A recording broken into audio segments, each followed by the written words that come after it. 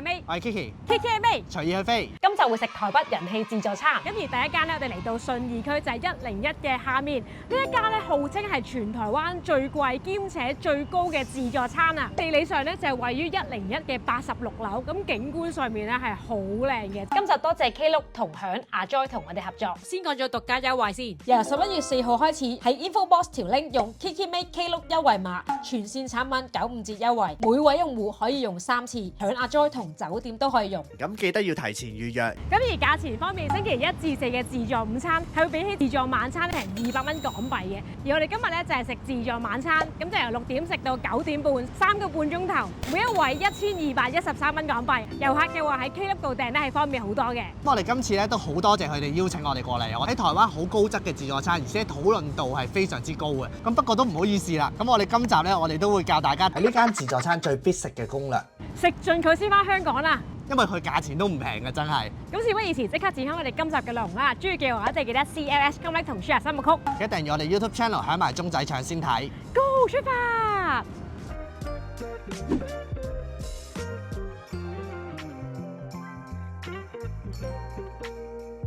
我哋而家已經嚟到101入邊啦，因為嚟呢間自助餐咧係需要登記嘅，咁所以大家記得喺1樓啦呢一個位置度登記，咁然後咧就會有專人帶大家上去嘅，咁同埋要轉2架 lift 嘅，因為佢個位置比較高啊嘛，佢喺86樓，喺呢一個位置咧去到上邊咧大概要20分鐘嘅時間，咁第一步大家要食盡佢，記得提早1個鐘頭到達。好，咁上到嚟86樓，呢度咧全層都係呢一間鋪飛嘅，咁總共咧有成2萬尺度，咁而且咧佢分咗4個區啦，每一邊咧就係對住101唔同嘅方向，東南西北嘅。我哋入到嚟嗰陣咧，其實係睇到日落㗎。呢一邊咧總共係有200幾個位，職員負責帶你入嚟啦，所以就冇話特別會安排啲窗邊位嘅，睇你當日嘅彩數啦，坐唔坐到窗邊位。入到嚟自助餐總共有8個區嘅，哇，超級豐富，有成300幾樣嘢食揀。大家係好準時嘅話咧，大概5點9就上到嚟呢個位等㗎，等到6點鐘準時咧先至入場嘅，所以到時候呢個位咧係好多人喺度排緊隊。咁而呢一區咧就叫山區，咁佢就有晒台灣好多特色嘅食物喺入邊嘅。好，咁然後就即刻入正題，就係海區啦。我哋就係海鮮區開始先啦，佢就好似香港一啲大牌啲嘅自助餐咁，一嚟到咧就會見到好多款凍海鮮嘅。10月秋天啊嘛，係開始食蟹嘅季節啦。咁我哋而家排到拎生蠔，咁其實自助餐一開始嘅時候咧，呢一區已經有人排緊隊㗎啦，搶手嘅程度咧就好似香港自助餐咁啊。凍海鮮區咧都係非常之吃香。2,000 years later， 我哋發現阿 Joy 呢個場咧太多嘢想食想拍啦，咁所以咧3個半鐘頭咧要一路拍一路趕咧冇乜可能啦。咁我哋就翻嚟酒店同大家分享下呢餐嘅必食推介。因為佢本身有分8區啊嘛，咁首先講翻呢一度啦，其實個廚房嘅環境同埋攞嘢食嘅環境係非常之大，可以話因為台灣始終個地方係比香港大一啲，咁所以你一路食嘢嘅時候個感覺上咧闊落好多，食得舒服好多。個場係全 open kitchen 嘅。好，咁我哋先講第一區啦，就係凍海鮮區。咁我哋頭先咧就一開始喺個生蠔嗰度排緊隊，咁其實隔離咧就係拎凍海鮮㗎啦。今晚係有10款蝦攞2味，佢有凍食同埋汁煮嘅。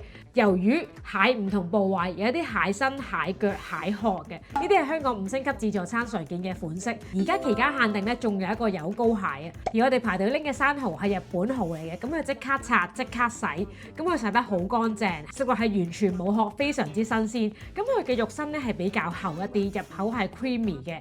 值得食得幾隻蟹腳咧係好厚肉，連蟹鉗都係特別大隻，係鮮甜多汁。凍海鮮整體嘅質素係我哋香港食高級自助餐嘅質素。蟹腳同埋生蠔係特別突出嘅。而呢一區嘅排隊位咧就係頭1個鐘拎生蠔嗰度啊，佢拎凍海鮮嘅流轉速度係好快，唔係幾使排隊。同時佢都會 refill 得好快嘅，基本上係唔會有任何吉嘅時間嘅。凍海鮮嘅隔離咧就係壽司刺身區，咁呢一區我覺得係驚喜之作嚟嘅。坦白講，我哋喺香港嘅自助餐咧係比較少食壽司同刺身嘅。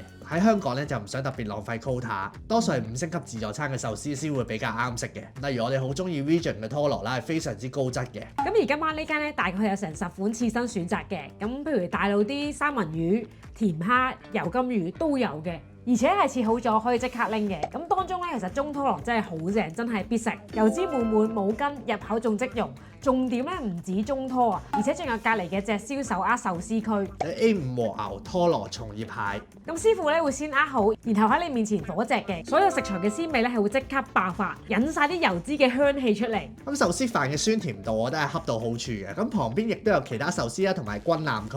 咁但係我哋覺得呢一區入邊都係即叫即燒先係最出色。同時仲有香港少有嘅手卷系列。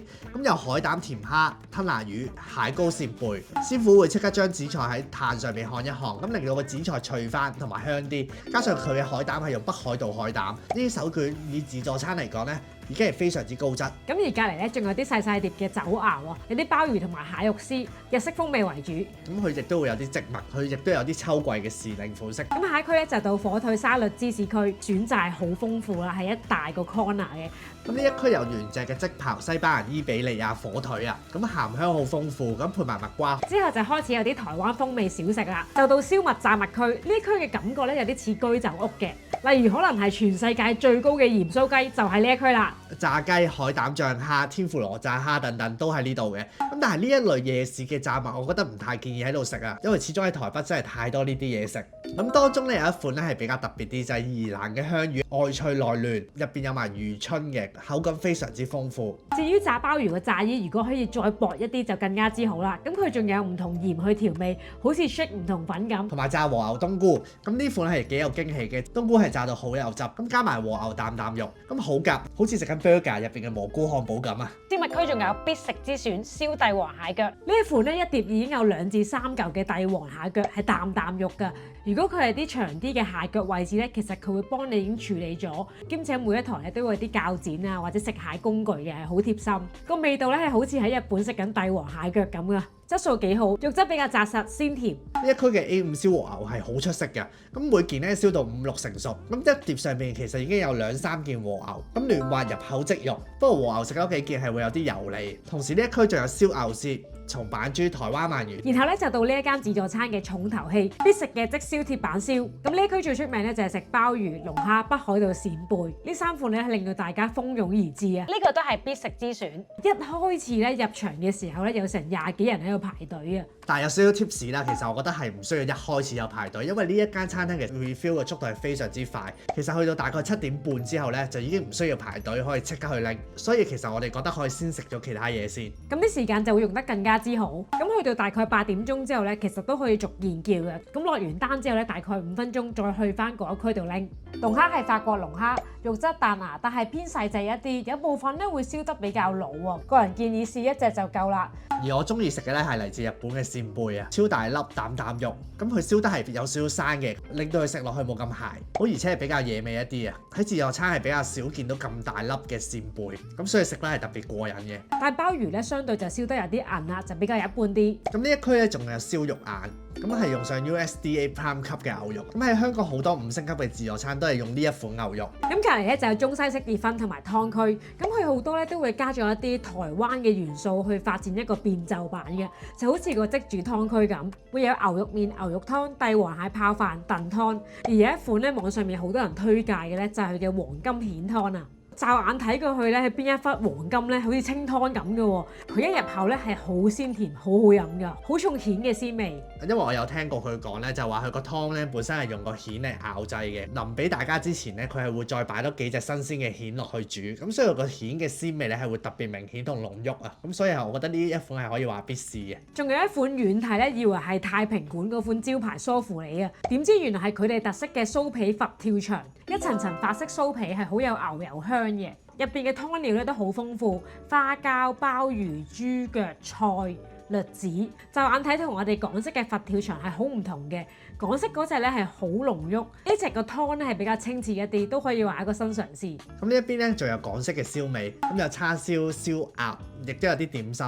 咁我覺得港式燒味咧就即係大家喺香港成日食啦，我覺得唔需要喺台灣試嘅。佢點心方面咧，佢又有水晶蝦餃、瑤柱燒賣等等。我覺得台灣名物松露蟹黃小籠包係最值得一試嘅。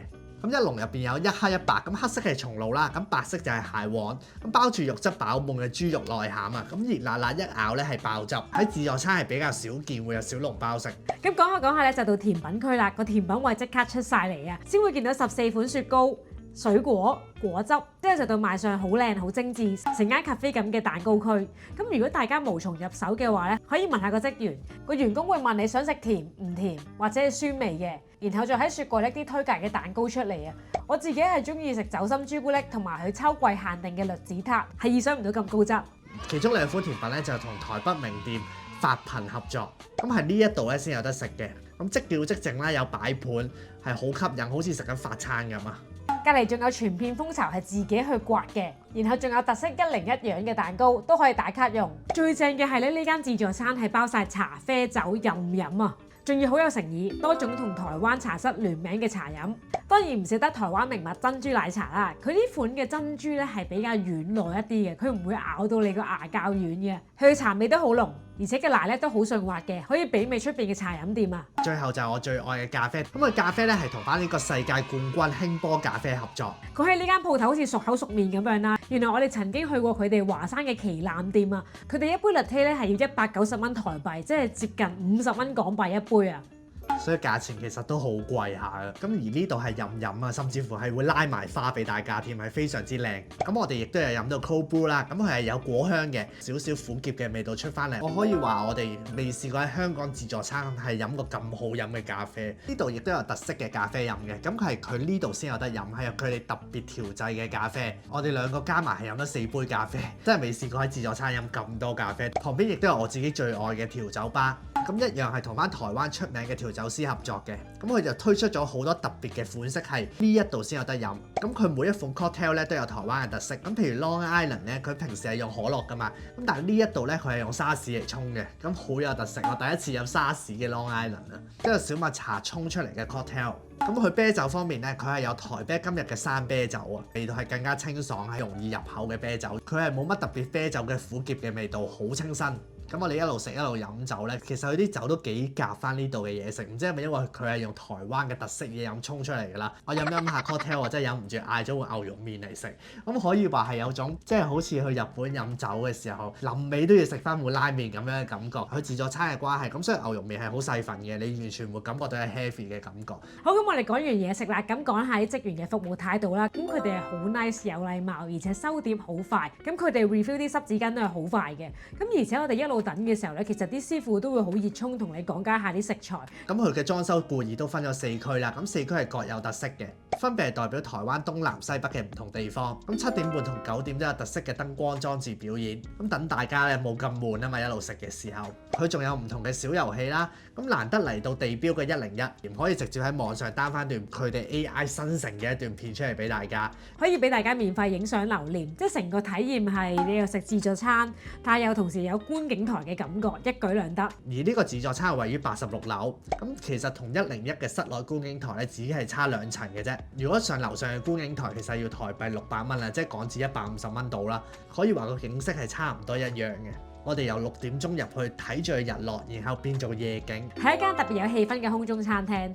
如果係啲特別日子，好似倒數咁樣啦，喺101度睇翻煙花咧，係有啲特別嘅效果，而係好似感覺上喺天空上邊俯瞰啲煙花爆紅，係俾煙花包住嘅感覺啊！咁最後總結翻我哋3個半鐘頭嘅自助晚餐，成餐嘅食物種類上面係好豐富，咁質素咧都好高，全個體驗係好滿足嘅，而且個形式上面咧同香港嘅真係好唔同。香港嘅貴價自助餐係會傾向一啲矜貴嘅中式食材，好似鮑魚、龍蝦、生蠔、鵝肝、花膠海參、燕窩甜品呢一類型。而呢一間係偏向貴價嘅日本料理，譬如日本生蠔、拖羅海膽刺身、A5 和牛、帝王蟹腳、鐵板燒鮑魚、龍蝦、北海道扇貝。佢亦都有個特色嘅，就係食物本身咧好多都係即叫即整，保持到個新鮮度同埋熱辣辣。咁另外有一個好大嘅分別啦，就係有得包埋任飲嘅茶啡酒啊。同香港好多自助餐淨係包一杯嘢飲係唔同嘅，咁而且咧佢哋嗰個模式都有啲唔同。呢一間比較多咧係會同其他名店去合作嘅，出品上面更加之有口碑，咁而且食下都食得開心。Day 2。好，咁而家同大家一齊做一做 room tour 啦。咁我哋今次係住凱撒翠圖萬里。咁雖然板橋其實係新北市啦，咁你喺板橋站咧，其實搭10分鐘車咧就會去到台北車站噶啦。咁其實非常之近啊。咁呢間酒店咧就喺板橋站，大概行8分鐘咧就會行到過嚟嘅，距離同位置都算係方便，而且佢係比台北市嘅酒店咧係平幾多嘅。我哋呢一間房咧係大概600-700蚊港幣一晚嘅。咁而我哋都係 king size 嘅房，咁房型就係呢一個。